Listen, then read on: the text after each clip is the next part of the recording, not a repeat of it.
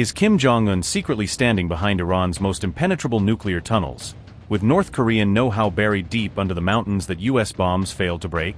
Did Trump ultimately fail to destroy key Iranian nuclear facilities because North Korean tunnel expertise kept them safe underground, far beyond the reach of even bunker busters?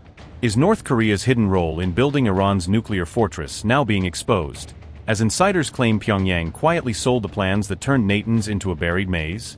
Did Ali Khamenei really pay Kim Jong-un $25 million to help build Iran's most secret nuclear tunnels, buying the very blueprints that now haunt Western war rooms?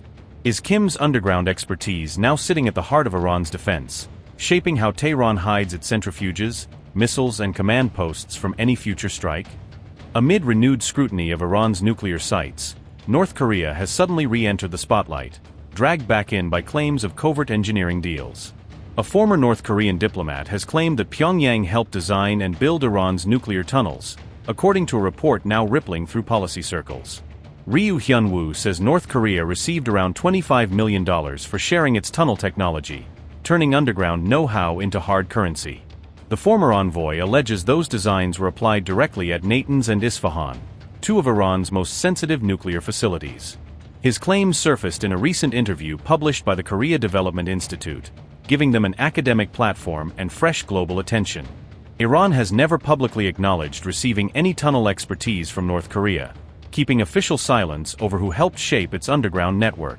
The US has already used powerful bunker-buster bombs against Iran's hidden nuclear sites, aiming to smash reinforced hulls carved into rock. Yet Iran did not report severe damage to those facilities despite intense bombing, fueling suspicions that the tunnels were tougher than US planners expected.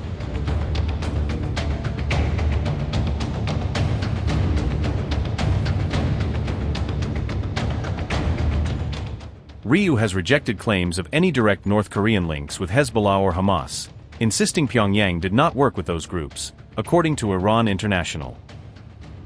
However, he suggested Iran itself may later have shared the tunnel knowledge with its allies, hinting the designs could have traveled further through Tehran. The former diplomat said such a technology transfer cannot be ruled out, leaving open the possibility that Hezbollah's own tunnels owe something to Korean models. Earlier reporting in US media claimed North Korea helped build several of Iran's underground sites, reinforcing the picture of long-running cooperation. Analyst Bruce Bechtel has argued that North Korean teams helped construct major facilities at Isfahan in the early 2000s, when Iran's program was rapidly expanding. Those reports also linked Pyongyang to missile support, factory build-outs and technical staff on the ground, suggesting a broader partnership beyond just tunnels. Neither Tehran nor Pyongyang has publicly confirmed any of these alleged technology transfers, leaving the most sensitive details buried under layers of denials.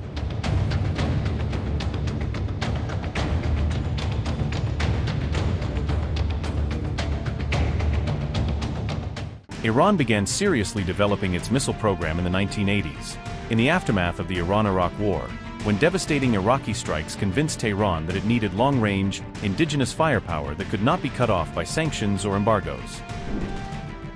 Hajizadeh said, and I quote, "In the field of armaments, during the years after the Iran-Iraq War, Supreme Leader Ali Khamenei encouraged self-sufficiency, indigenization, and standing on our own feet, but this is just one issue. But the question of which path to take, which weapons to indigenize, and how to do so, is a crucial matter. We needed to choose the right direction well. For example, over the past 30 years, perhaps. Starting from 1984, especially in the missile field, we see this emphasis consistently across different years." Unquote. Iran's first serious step into the ballistic missile arena came when it procured North Korea's Hwasong-5 and Hwasong-6 systems, using these imported designs as the starting point for its own long-range strike capabilities. Over time, Tehran began buying more Korean technology and components, eventually using that know-how to launch domestic production lines that could turn foreign blueprints into locally built missiles. Reports suggest that thousands of North Korean missile specialists spend extended periods in Iran, working side by side with Iranian engineers to troubleshoot designs, train crews, and accelerate the maturation of Iran's missile programs. These foreign experts also helped Iran design and fortify underground bunkers and hardened sites for its missile and nuclear-related infrastructure, making it far harder for any air campaign to wipe out Tehran's strategic assets in a single blow. Those deep, hardened facilities proved crucial during recent wars with Israel and the United States, allowing Iran to keep firing salvos even under heavy bombardment and to sustain its missile capabilities over weeks of combat. Hajizadeh argued that investing in ballistic missiles had delivered far better results for Iran than trying to build a modern air force, because missiles were cheaper, harder to intercept, and less dependent on access to foreign technology and spare parts. Hajizadeh said, and I quote, "If we had followed the path taken by the rest of the world, where both the East and West primarily pursued offensive weaponry through aircraft development. If we followed the path of the world, who have now reached, for example, fifth-generation fighter aircraft, we would likely still have been struggling at around the third generation." What does that mean? It means that whatever we did, we would always be behind them, with a lag of 50 years. But instead of falling behind the enemy and never being able to catch up, we chose a path that has now placed us face to face with them. Meaning, while we did pursue a threat-based approach in response to the danger we faced, we also developed capabilities that could effectively counter those threats. Unquote. Taken together, these choices form a classic asymmetric investment strategy, where Iran accepted weakness in conventional areas in order to build up a powerful, cost-effective missile deterrent. Crippling Western sanctions and limited cash flow forced Tehran to be selective, pushing it to concentrate scarce funds on missiles and underground infrastructure instead of expensive aircraft fleets or blue-water naval ambitions. The wars of June 2025 and February 2026 became the first true large-scale tests of Iran's missile program in real combat, showcasing both the strengths and limits of decades of investment in rockets, launchers, and hardened sites.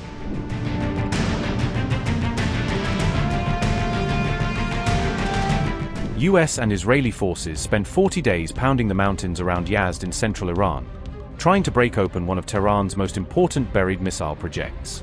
Their main target was a deeply buried missile complex carved into granite, designed to protect Iran's launchers and stockpiles from exactly this kind of sustained air campaign.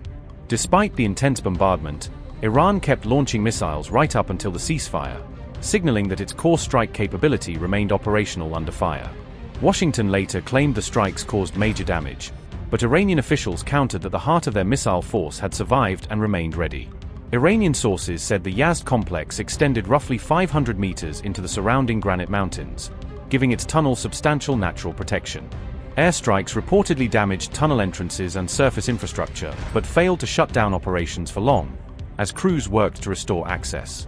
US intelligence assessments concluded that Iran retained about 70% of its missile launchers even after weeks of attacks. Those same estimates suggested Tehran also kept around 70% of its pre-war missile stockpile, limiting the strategic impact of the campaign.